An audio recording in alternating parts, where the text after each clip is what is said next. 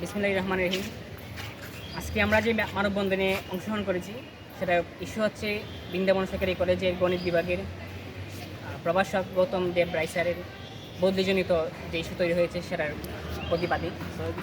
আপনারা জানেন বৃন্দাবন সরকারি কলেজে গণিত বিভাগের বর্তমানে দুইজন শিক্ষক রয়েছেন।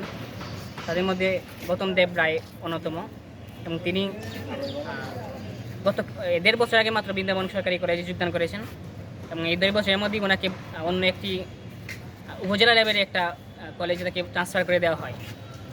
কিন্তু আমরা জানি আমাদের বৃন্দাবন কলেজে একটা ঐতিহ্য রয়েছে।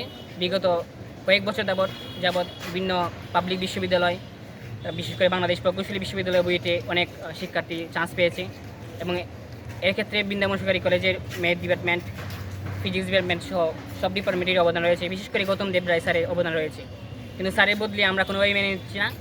এই জন্য স্যারের বদলি প্রত্যাহারের দাবিতে আজকে আমাদের মানববন্ধন। আমরা আশা করি ঊর্ধ্বতম কর্তৃপক্ষ এই বিষয়ে দৃষ্টি আকর্ষণ করবো এবং তারা অবশ্যই এটা দেখবে।